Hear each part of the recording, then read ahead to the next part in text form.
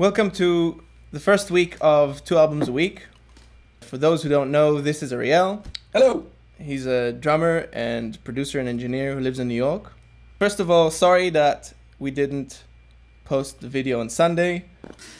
People with real jobs, please understand us. None of our friends have real jobs. The albums we chose last week were Toto's Toto 1978 and Kendrick Lamar's To Pimp a Butterfly from 2015, even though I said his first album, I was an idiot. You liked the album more than I did, so how about you take this one? Okay, I don't know if I like the album more than you did, it's just that there's something fucking great about an album that's made like albums were made.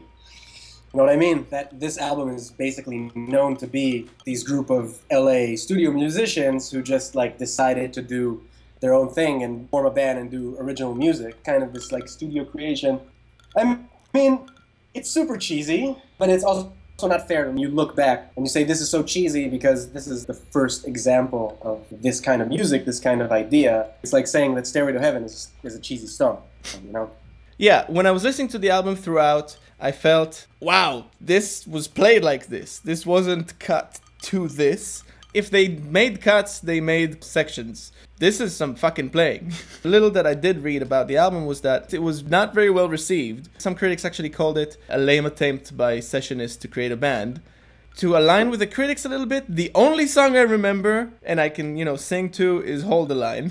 I remember the intro a little bit, which reminded me of Nightwish. I remember a bunch of songs. How many times did you listen to the album? 3. I don't know. I actually remember a lot of songs from there. I listened to it heavy rotation. Did you like the songs? Some I did more, some I did less, but it's an album, you know? It definitely has a starting point and a middle point and an ending. And it goes through. You have songs that are valid to be album tracks, and the whole album is meant for you to listen to as an album, as an experience. And I'm just waiting for more shit like that to happen today. My experience of this album, I felt that it's dated, very much so. One thing stood out for me about the album, its capturing of actual performances, and there's a whole dynamic range of all the performances in there. There's an orchestral influence in there, like with the drums building up on the hats very slowly, and there's a build-up, and then the big toms, and there's a full dynamic range in there, and a very good performance. It was also very, very over-dramatized as far as I was concerned. It's very serious. It's very stern. Yeah, it's extremely serious. It's 80s serious. Yeah. On the good side, its vibe is very distinct, and it's there and it's strong. So, you put it on and your room is filled with this vibe, but it's not an intense vibe. For me, it's kind of a background vibe. The only song that really, really grabbed me is the one I have nostalgic association to, which is Hold the Line. And that is a fantastic tune. I absolutely love that song, and I love the arrangement and the grooves. The only thing that surprised me in this listen was being underwhelmed by the sound, because I remembered it being better. Right. Apart from that, I didn't connect to the songs. I don't remember them. I don't see myself using that vibe. I don't see where I put this album on. It just didn't give me that much energy. I think bottom line is, it's a good album. It didn't enter my playlist. That's my rating system. It's slightly black and white. It didn't enter my playlist. I wouldn't keep it on my iTunes. Black and white is also a funny comparison to say having the 2 albums that we chose. Yeah. I do want to add something about this album. I miss that feeling. I miss that that sensation of we have limitations. We can't do whatever we want. We have to do something that fits just right and work to make it right. And there's a real sensation of a working band. This realness that just doesn't. It's not there, and it desensitizes us. We need more dynamics in music. We need more human feel. We need people that actually perform what they do. I'm not saying across the board this is correct, right? That Square Pusher needs to go behind a drum set and start messing around and get it right, because it's never going to happen. It's not the sound, or electronic music, EDM music, and all that. There are avenues, but I feel like today so many people are trying musically and conceptually to make music and to create stuff that's so identical to what Toto is doing, and the approach to it is so backwards. If you want to make an album that sounds live, practice the fucking part. Don't let music that isn't great hit the microphones. Don't let it happen. Stop the session. Do another session the next day. That notion doesn't exist today, and it sucks. Yeah, shut up! Yeah. Every I mean, minute. at the end of the day, the question is, what do you take away from a piece of work? And what I took away from Toto's 1978 Toto is Hold the Line as a tune that I remember.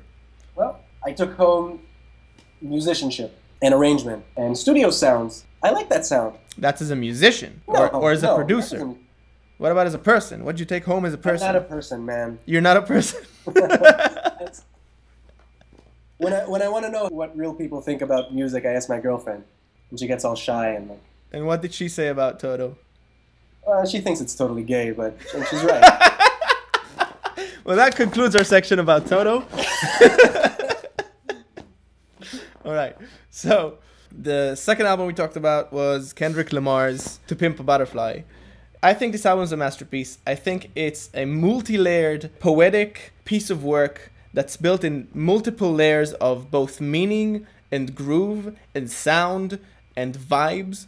I think it's a fantastic demonstration of how a masterful artist can use vibes and transition between different vibes in the art of storytelling. It's a fantastic insight into the character that he is or is trying to portray. It's a fantastic example of how to emphasize characters in pop music and make each of them come out with different effects on sound or different ways he's delivering or whatever, bringing out different characters all in the narrative of this story. That's how it's like a musical. And the music sets the scene and sets the vibe and sets the tone of the scene that is describing and the emotions he was feeling and what he wants you to take away from it. I also love the way it transitions between things, kind of like a musical.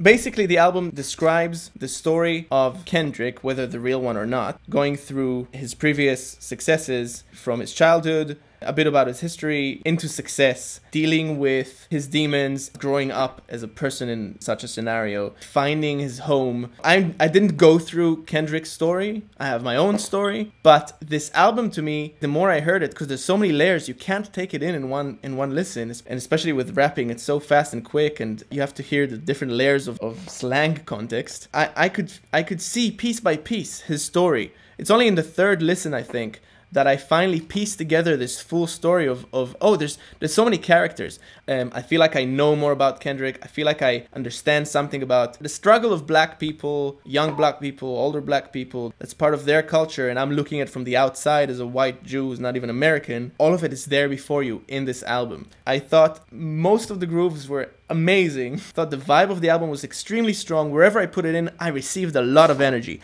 I had this energy coming at me from the music that made me want to do something. Yeah, it's called heavily compressed audio. Yes. Yeah, but don't you think that's 100 times more hokey? You want to consider this as a masterpiece? I would maybe consider it as a masterpiece of something, not an album. Why not? Why do you want to define the album as this one thing? I don't want to define the album as one thing.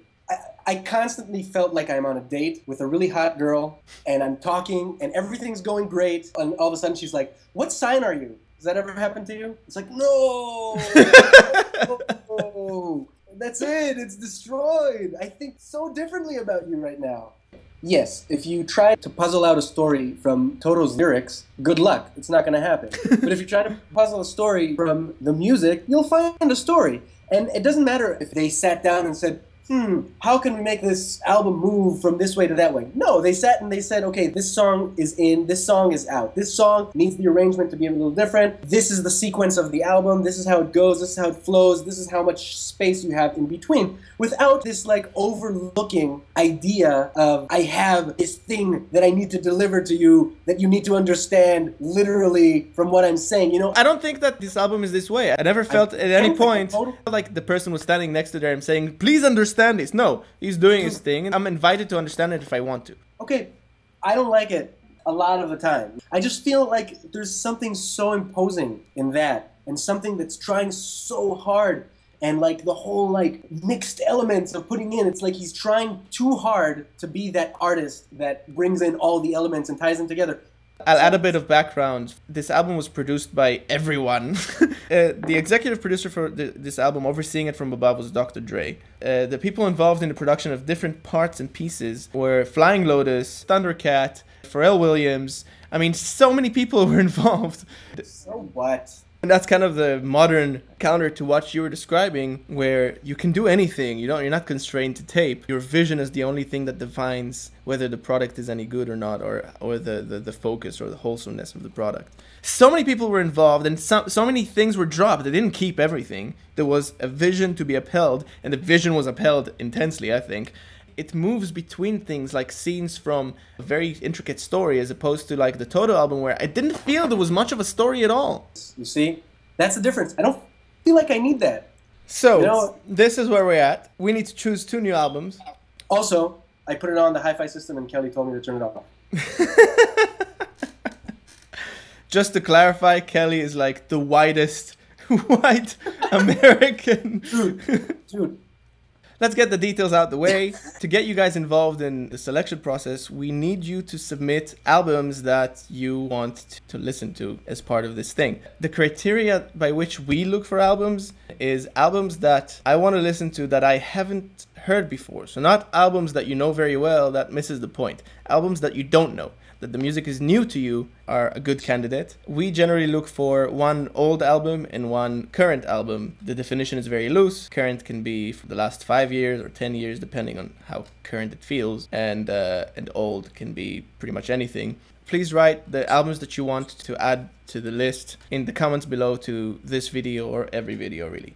The albums we're choosing for next week are Beck's Morning Phase, the album that just won the Grammy, and Marvin Gaye's What's Going On. What's Going On. Good night.